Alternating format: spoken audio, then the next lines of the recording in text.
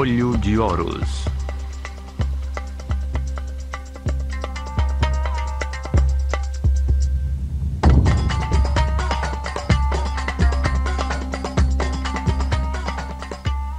Nona parte. Kom Ombo, o Portal da Liberdade.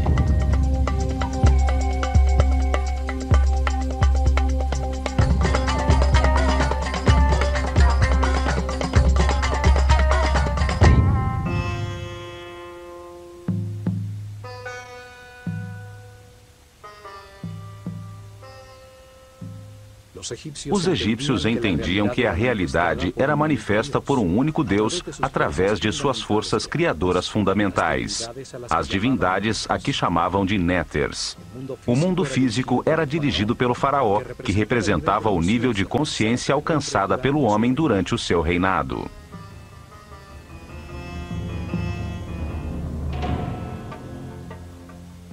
O faraó era a encarnação do Ka real, um único espírito que evoluía reencarnando de faraó em faraó. Isto o transformava numa divindade intermediária entre o homem e Deus, encarregado de conservar e aperfeiçoar a ordem no mundo físico egípcio. Seu universo espiritual era guiado pelo Hierofante, sumo sacerdote da escola de mistérios do Olho de Horus, primeiro servo de Deus, Hen-Neter-Tep, o grande vidente.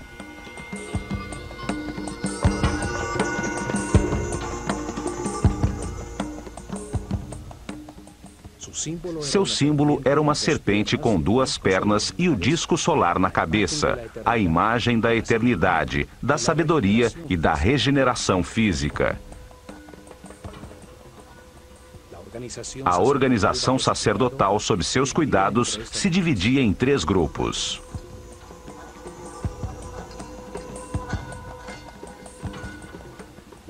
O primeiro se encarregava do conhecimento verificado e era dirigido pelo mais sábio dos sacerdotes. O segundo se encarregava da arte e dos rituais, e o terceiro era encarregado da administração dos templos.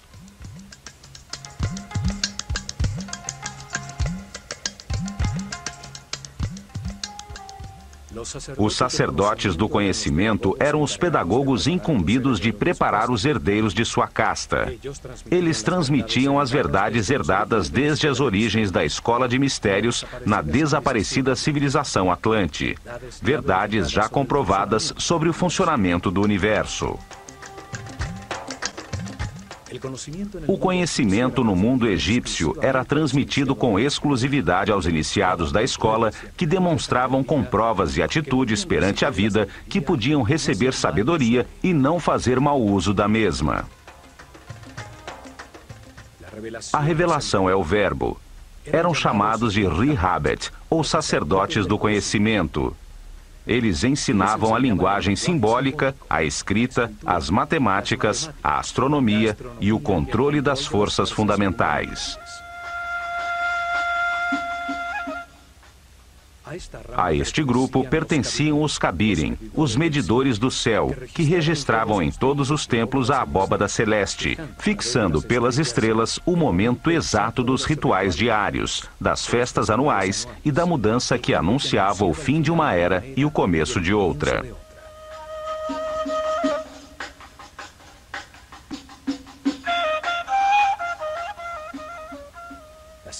O segundo grupo se encarregava da produção de obras de arte, do desenho arquitetônico e da construção dos templos, da direção das oficinas onde os iniciados, ajudados pelos artesãos do povo, fundiam as esculturas simbólicas. Estes sacerdotes criadores desenhavam e supervisionavam as inscrições nos muros dos templos. Eles ensinavam a trabalhar a arte com a sabedoria do amor, a desfrutar do ofício, a dar sempre o seu melhor.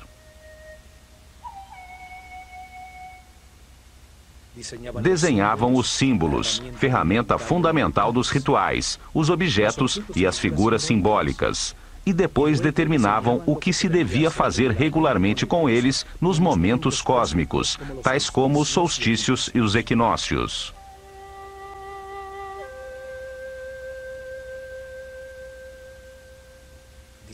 Estabeleciam os rituais, o que deveria ser entendido através das sensações em um percurso espacial, sem intervenção da razão, e também as ações necessárias para criar a segurança no povo e gerar uma energia especial nos participantes.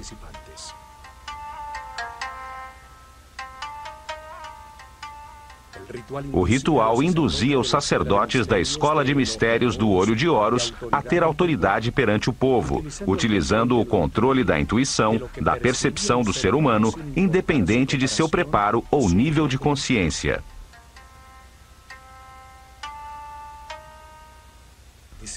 Estabeleceram com cuidado o que os participantes percebiam: os sons, as palavras, os aromas associados como o incenso, suas cabeças raspadas e suas vestimentas brancas, que denotavam limpeza, os colares de flores e as barcas douradas nas que carregavam os símbolos de sua relação com Deus.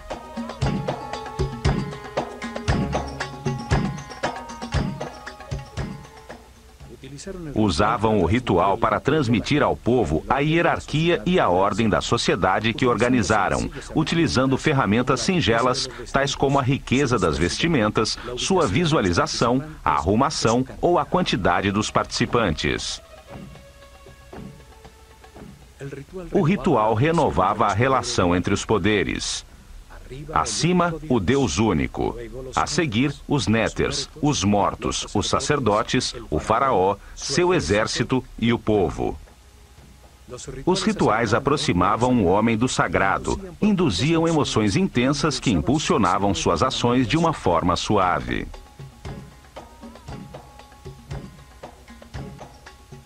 O terceiro grupo administrava o cotidiano dos templos.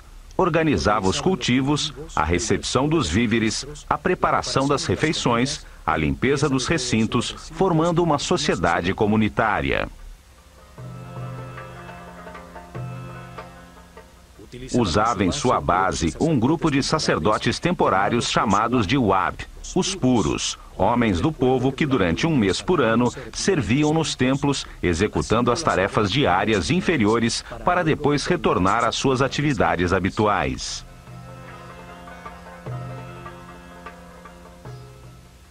Alguns viviam no campo, cultivando os terrenos cedidos pelo templo em volta dos seus muros externos.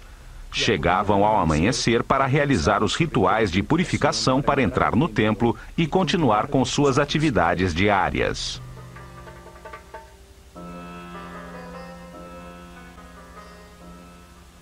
Outros viviam na aldeia próxima ao templo e trabalhavam o restante do tempo na administração estatal. Carpinteiros, operários e pedreiros consertavam e ampliavam o templo nesta modalidade de trabalho temporal rotativo. Este sistema de rotação permitia que muitos membros da sociedade participassem dos rituais e cultos desde o interior do templo, e fazia com que o povo entendesse que os trabalhos comunitários beneficiavam a todos.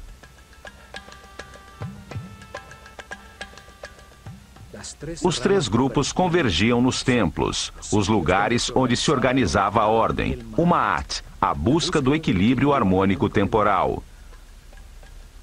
Ali, o homem se submergia no espaço sagrado orientado para o cosmo, registrando seu permanente movimento.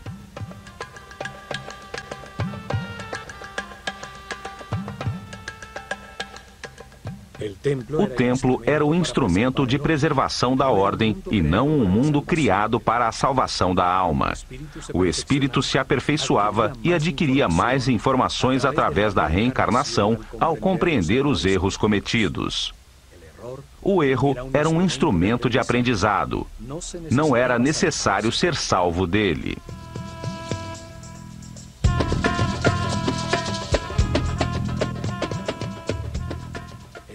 O templo era o lugar onde se encontravam as duas forças fundamentais, a força do caos e a da ordem.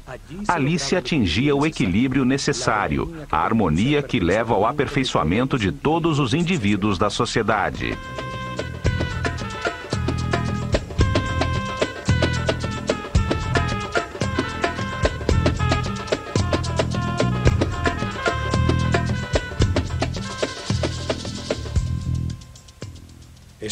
Este conceito é claramente expresso no templo de Kom Ombo, dedicado simultaneamente a Sobek, a força do caos que induz a erro, e a Horus, o símbolo da consciência permanente e da sabedoria.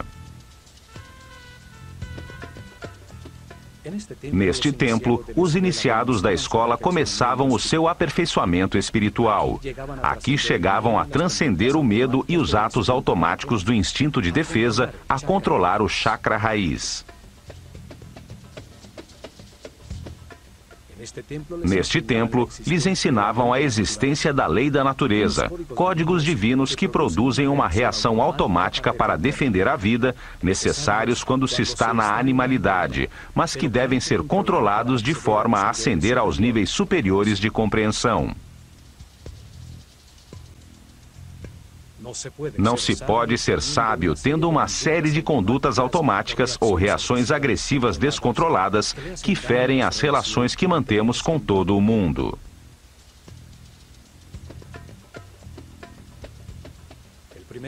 O primeiro nível de compreensão terminava quando entendiam que a vida é eterna, que a morte é uma porta no processo de reencarnações, quando controlavam as reações automáticas de agredir para defender a vida.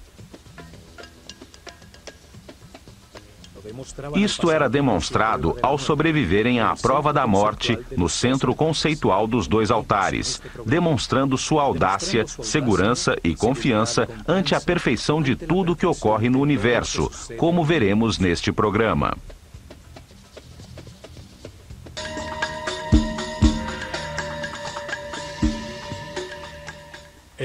O templo de Kom Ombo era onde se agradecia pela dualidade existente no universo, a qual permite ao homem enganar-se e aprender com os resultados de suas decisões, de forma a produzir compreensão e aperfeiçoamento espiritual. Por isto estava dedicado a duas forças opostas, representadas por Sobek, simbolizado por um homem com cabeça de crocodilo, e Horus, um homem com cabeça de falcão, o ignorante e o sábio, o ingênuo e o que tudo aprendeu de tanto enganar-se ao longo de 700 reencarnações.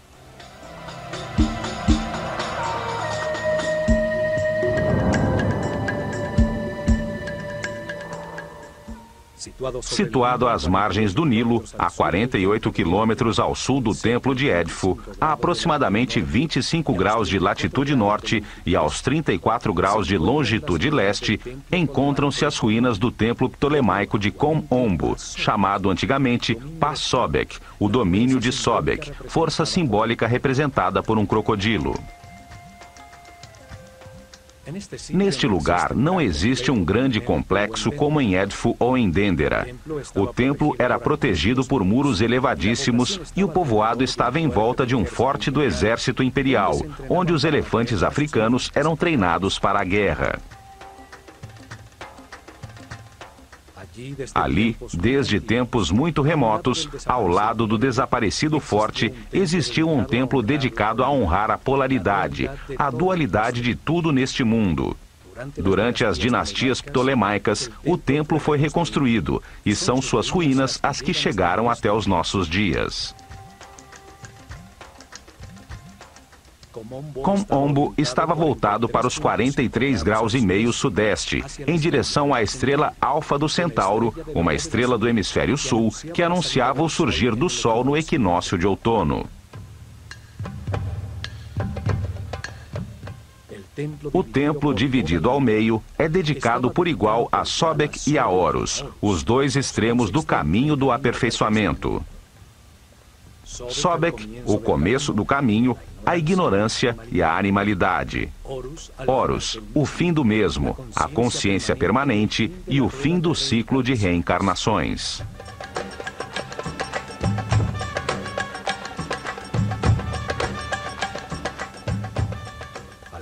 À frente, havia um pátio aberto formado pelas ruínas de 16 colunas de um corredor coberto. Até aqui, o povo podia entrar. Uma marca nas colunas dava autorização, o símbolo da ave sobre a semicircunferência em honra ao faraó.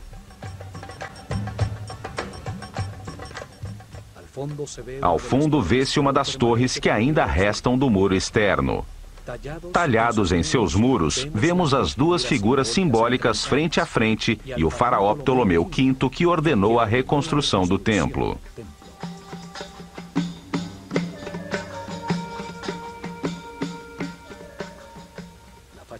A fachada principal tem dois acessos simétricos, sobre os quais um dintel decorado mostra o duplo disco alado rodeado pelas serpentes que simbolizam a luz em meio à dualidade. Um muro a meia altura, como os existentes em Édifo e em Dendera, une 4 altas colunas. Uma quinta coluna divide as duas portas. O pílono fechava o pátio descoberto e permitia aos visitantes vislumbrar a fachada interna a partir das portas simétricas.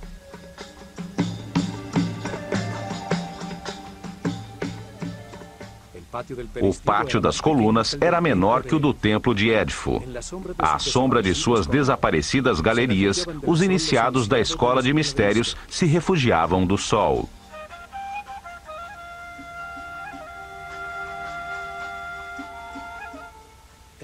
Do lado direito do templo estão as ruínas do que foi uma pequena capela dedicada a Hathor. Em seu interior se conservam os restos mumificados de alguns dos crocodilos que eram mantidos em um labirinto de túneis inundados sob o templo.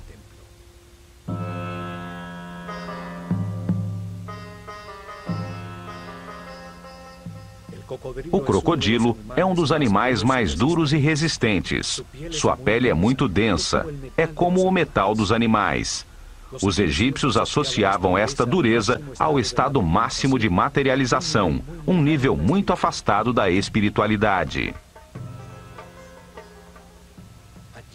Aí o espírito começa seu caminho de liberação das limitações materiais, à medida em que vai compreendendo como o universo funciona. O crocodilo simboliza a vida quando sai das águas da inconsciência. Sai para buscar o ar, que representa a consciência. Os egípcios acreditavam que na primeira respiração, o espírito entra no corpo em que se encarnou. A comprida coluna vertebral do crocodilo é um símbolo do eixo da vida em todo ser vivo. Até mesmo a esfera do planeta tem sua coluna vertebral sobre seu eixo de rotação.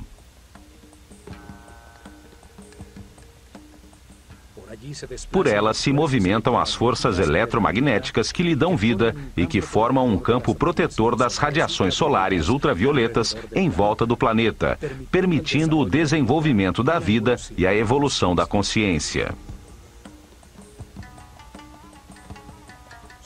Sobek, o crocodilo, e Tuaret, a hipopótama, representavam nos mapas celestiais as estrelas circumpolares que, situadas sobre o eixo de giro do planeta, brilham fixas por milhares de noites sobre os polos.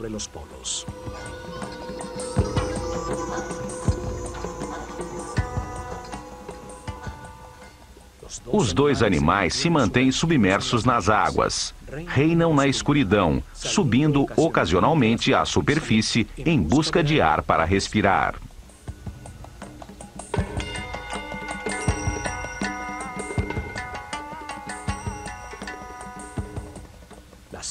As águas representavam o caos que logo renovava a vida. As águas do Nilo, coluna vertebral do Egito, transbordavam periodicamente arrasando tudo, para em seguida produzir o crescimento da vegetação e da fauna.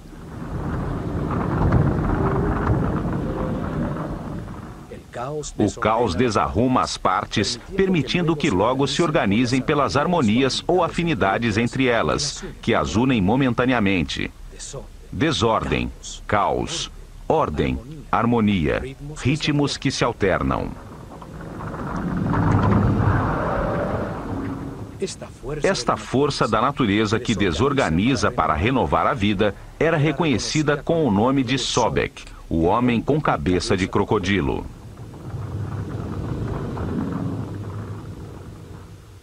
Sobek pertence à corte de Set, o senhor da escuridão, a força que leva o homem ao materialismo, à sensualidade, que atrasa seu caminho evolutivo e que semeia em sua vida decisões erradas para que aprenda com seus próprios erros.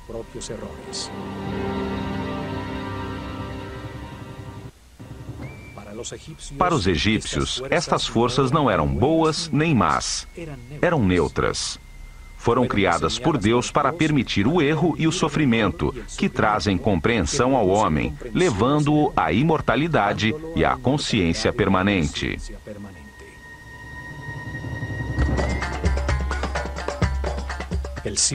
O templo está simetricamente dividido. O lado direito, a leste, é dedicado a Sobek. O lado esquerdo, a oeste, a Horus. O princípio e o fim do caminho evolutivo da consciência.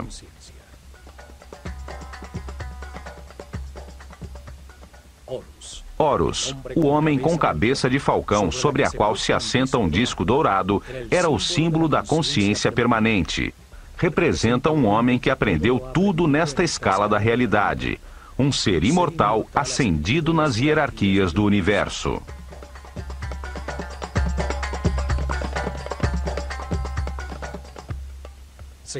Encontra-se ao fim do caminho do aperfeiçoamento, quando o homem se transforma num mestre, num iluminado que se dedicará a outras missões no universo.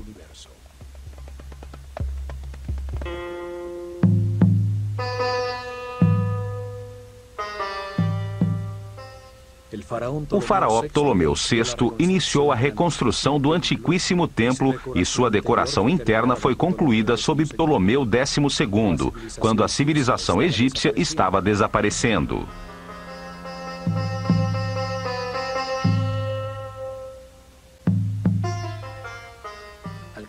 Ao cruzarmos a fachada de 5 colunas com seus muros intercalados até meia altura, temos acesso ao salão comum, a Sobek e Horus, chamado de Casa da Vida.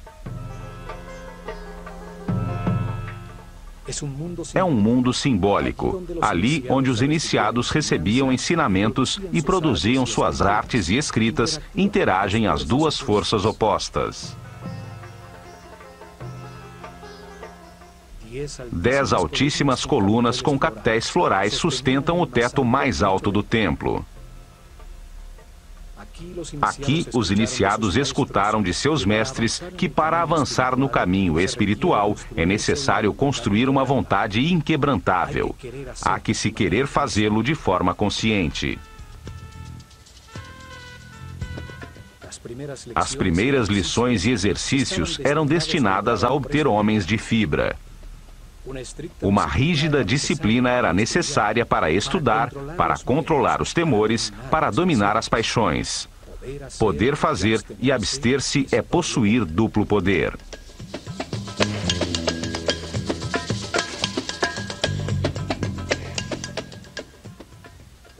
Um compromisso além da morte era estabelecido para manter-se uma total discrição e um silêncio absoluto sobre as verdades reveladas. Um princípio hermético que garantia o acesso à informação somente aos que a mereciam, aos que podiam escutá-la.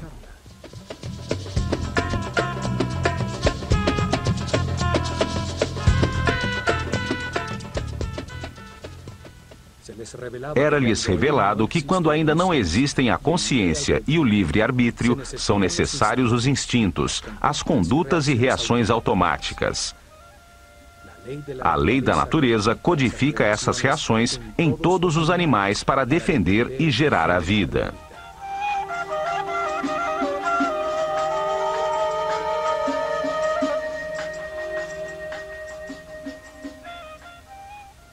Mas quando se nasce como um ser humano e se quer abandonar a animalidade original, é necessário ter controle e consciência.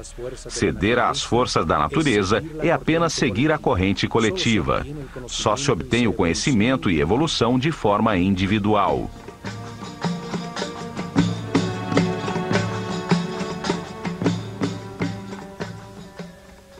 Na penumbra deste salão, via-se em seus respectivos santuários as reluzentes figuras douradas de Sobek e Horus, à vista dos iniciados no início das procissões, nas festividades dos solstícios e dos equinócios.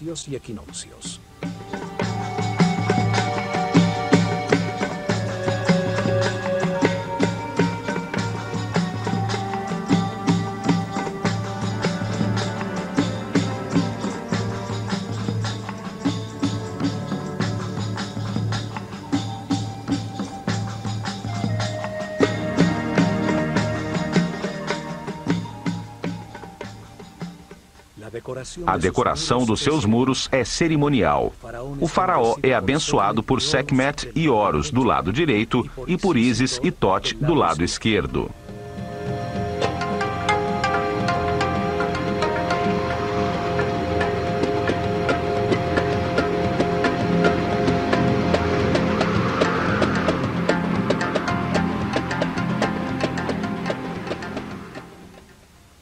Outro mural semelhante existe do lado de Sobek, ressaltando a igualdade das divindades sem importar suas condições polares, se são boas ou más, se há luz ou escuridão. As forças opostas existem para moldar a consciência do homem, para que aprenda com o resultado de suas próprias decisões.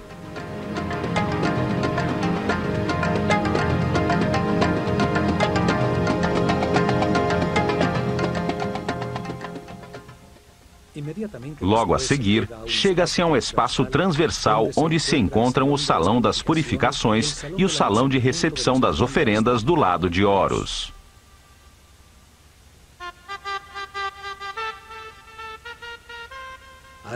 Antes do nascer do sol, os sacerdotes se banhavam nas águas do poço ou do lago sagrado do templo, recebiam a fumaça do incenso e mascavam natrão, um tipo de sal, num ritual diário de purificação.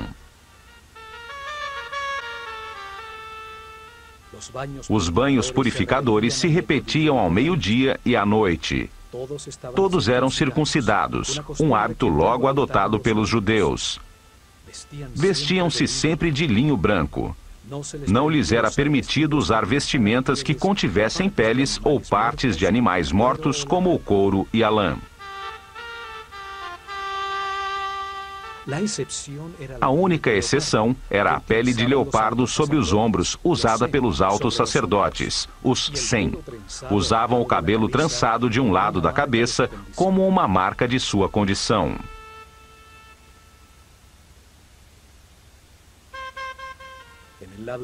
Do lado esquerdo do templo, existe um poço profundo com uma escada que submergia sob o Nilo. Neste poço, os sacerdotes realizavam suas purificações matinais.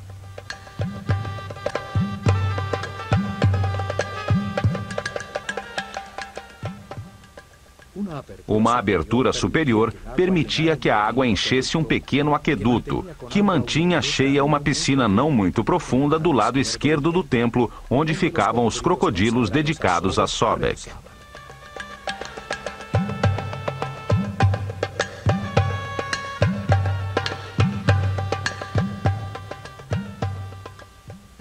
O poço servia também como um instrumento de medição. Seus degraus mediam, durante anos, os níveis do rio e assim podiam prever as inundações futuras.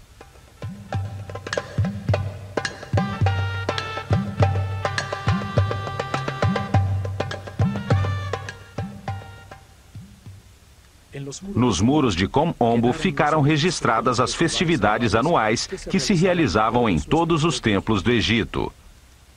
As procissões rituais que levavam as imagens simbólicas pelo rio, de um templo a outro, enquanto o povo com colares de flores cantava e dançava.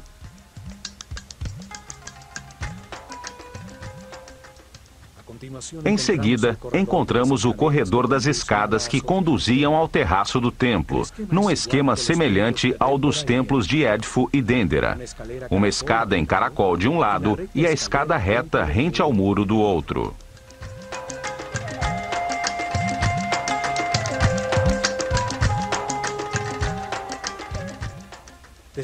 Dali, chega-se à antecâmara dos dois santuários, que tem de cada lado um salão onde eram guardadas as barcas de ouro de Sobek e Horus, usadas pelos sacerdotes para movimentar as imagens simbólicas durante as procissões das festividades.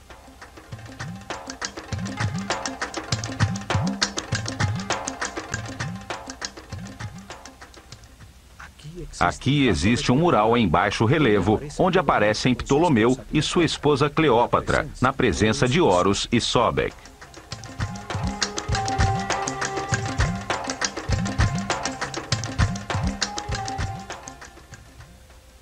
Nesta antecâmara eram consagradas as oferendas do povo.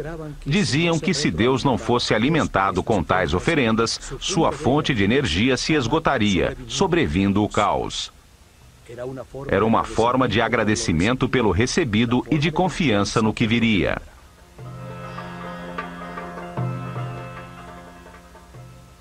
Chegavam diariamente ao templo pão, cerveja, frutas, vegetais, mel, azeite, perfumes, velas, sal, natrão e tecidos de linho, que eram recebidos pelos sacerdotes no salão das oferendas, e a seguir colocavam na antecâmara como uma forma de agradecer a Deus por sua abundância.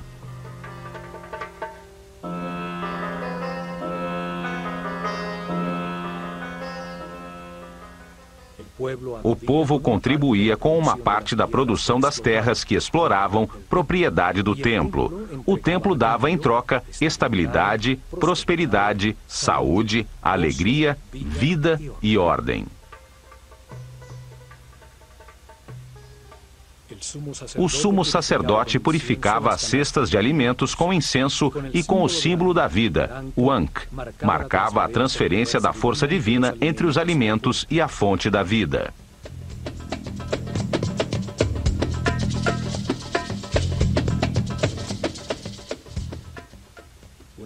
Depois de consagradas, as cestas com os alimentos eram levadas ao exterior da Casa da Vida, ao Pátio das Galerias, onde era distribuída entre os moradores do complexo religioso.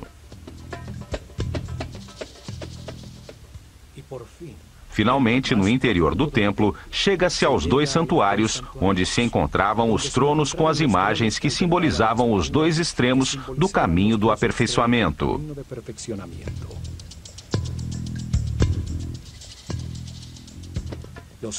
Os raios de sol ao amanhecer desterravam a escuridão, permitindo ao sumo sacerdote do misticismo abrir as portas do santuário e queimar incenso em seu interior.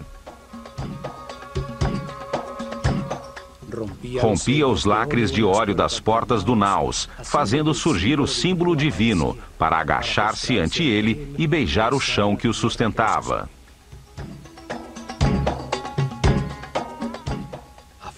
Do lado de fora, na penumbra do Salão das Aparições, os discípulos cantavam hinos religiosos e se ungiam com mirra, óleos, linhaça e canela, iniciando a primeira meditação do dia. No interior do templo, os assistentes do sumo sacerdote arrumavam a areia do chão, varrendo as marcas dos pés, fechando atrás de si as portas que desde o salão das escadas levavam à antecâmara, até a manhã seguinte.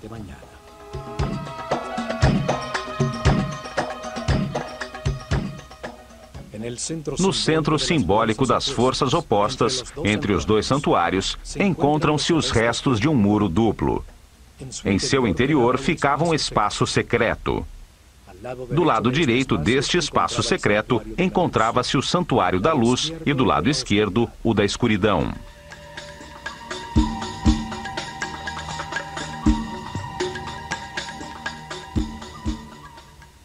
De nenhum dos dois santuários podia-se saber que existia este lugar entre os muros.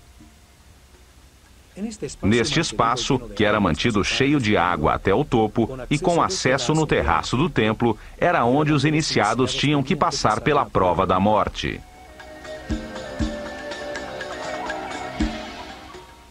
Durante meses, os iniciados recebiam instruções sobre os 4 medos básicos: o medo de perder, o medo de enfrentar, o medo do abandono e o medo da morte. Compreendiam que o medo produz uma reação psicossomática, uma reação neurohormonal automática. Esta reação se manifesta em uma tensão, em aumento da frequência cardíaca e da respiração. A razão fica bloqueada e surge uma vontade de agredir ou de fugir. Todas elas reações automáticas fora de controle que produzem uma perda da paz interior e da energia vital.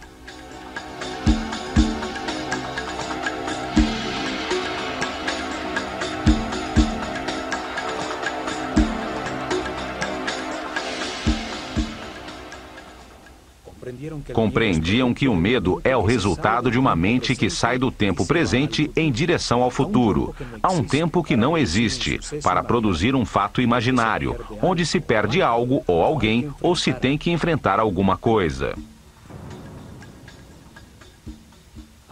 Aprendiam a disciplinar a mente de forma voluntária e consciente, guiando-a com pensamentos escolhidos. Aprendiam a mantê-la sempre no tempo presente, o único em que se pode decidir e agir.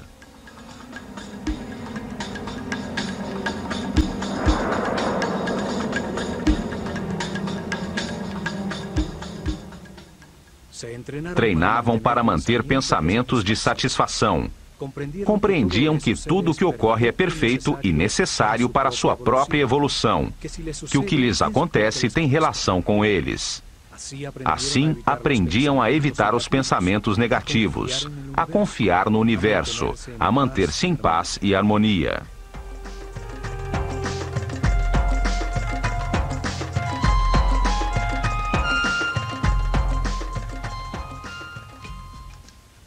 Até que os mestres determinavam que era hora de comprovar o aprendido durante meses.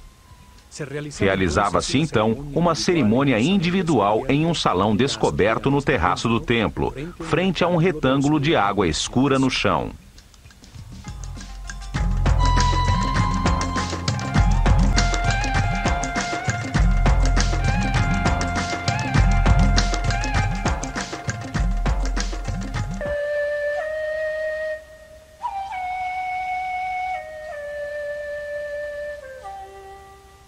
Ao começar o dia, após o banho de purificação, o discípulo e seu mestre subiam pela escada reta até o terraço, chegando ao salão das cerimônias descoberto frente a um retângulo de água no chão.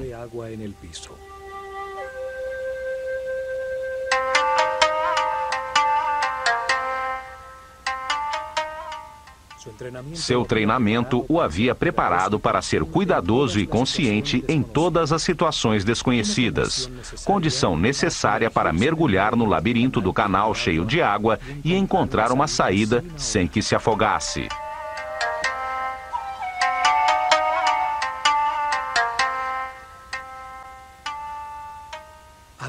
Chegava a hora de demonstrar o compromisso temerário de escapar ou morrer.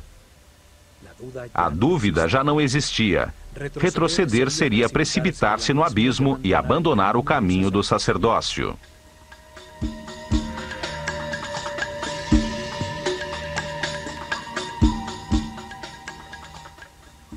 Com uma tomada de ar, o símbolo do espírito e da consciência mergulhava numa espécie de túnel vertical com reentrâncias, como num labirinto que afunilavam a passagem. Nadava com decisão até o fundo, atravessando a abertura em direção ao resplendor da luz.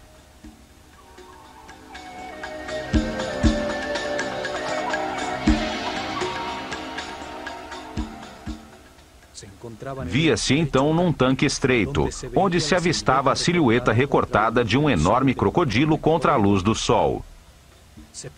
Podemos imaginar o medo que pode ser produzido e o controle que se tem que ter sobre a mente para permanecer calmo e examinar em volta.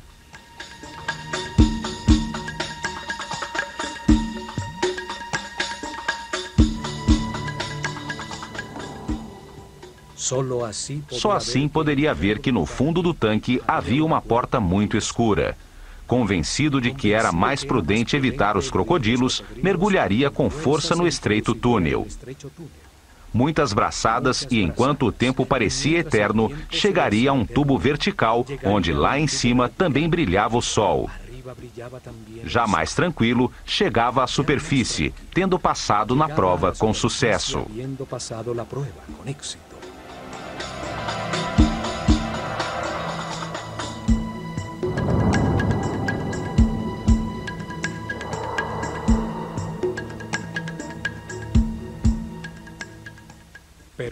Alguns, porém, em razão do pânico ou em um estado de total irracionalidade, emergiam rapidamente ao lado do crocodilo, que era mantido bastante alimentado para não atacar, e eram informados de que haviam falhado na prova, que a saída não se encontrava passando ao lado do animal.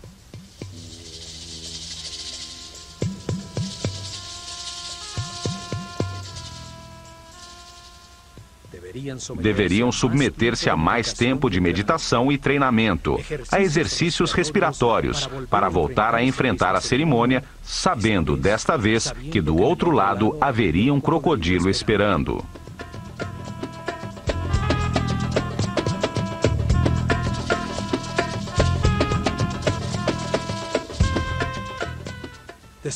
Após os santuários com o tanque central de prova, sobre um segundo corredor perimetral se encontram 6 capelas, 3 de cada lado de um espaço central com a escada que conduzia ao terraço do templo.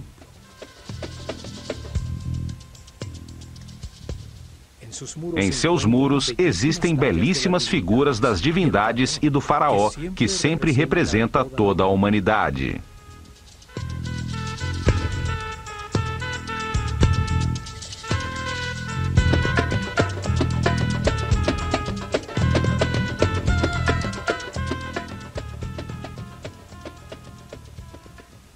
Neste corredor perimetral se encontra a famosa cena onde o imperador Trajano se ajoelha ante Imhotep, o arquiteto de Saqqara, que lhe apresenta uma série de instrumentos cirúrgicos, fórceps, pinças cirúrgicas e tabelas farmacêuticas.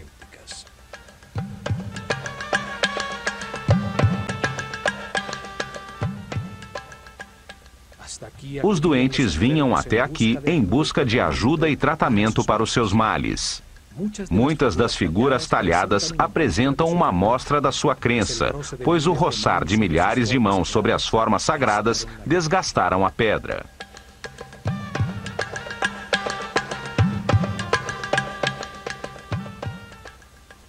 Neste muro também se encontra uma porta simbólica que existe na mente de todo ser humano.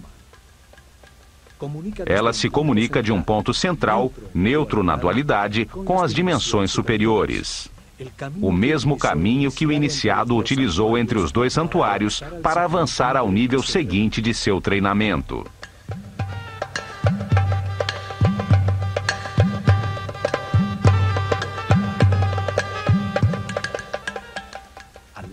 Do lado esquerdo encontra-se Sobek, com uma lança que termina com a figura de um leão, o mais perfeito dos animais.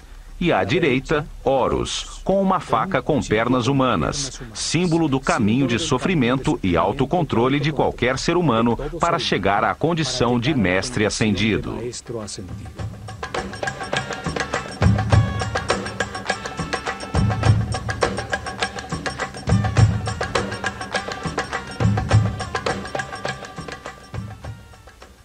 Entre os dois, um cântico de louvor, coroado por Maat, símbolo da ordem e do equilíbrio entre as duas forças opostas, o materialismo sensual de Sobek e a espiritualidade consciente de Horus.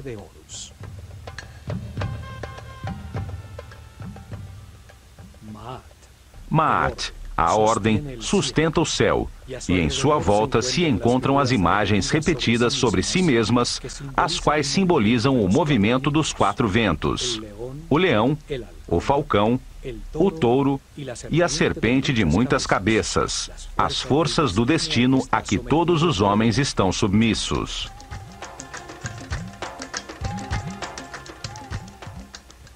Curiosamente, estes mesmos símbolos foram usados posteriormente pelos cristãos para representar os 4 evangelistas.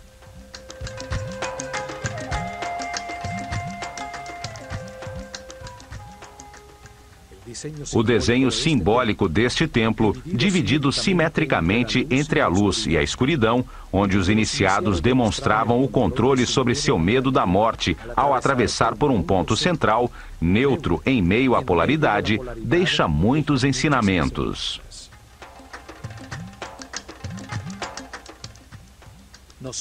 Mostra-nos que a realidade é o produto de nossos pensamentos, que o controle consciente dos instintos automáticos e a permanência no presente são a porta de entrada para os níveis de maior harmonia, paz e felicidade.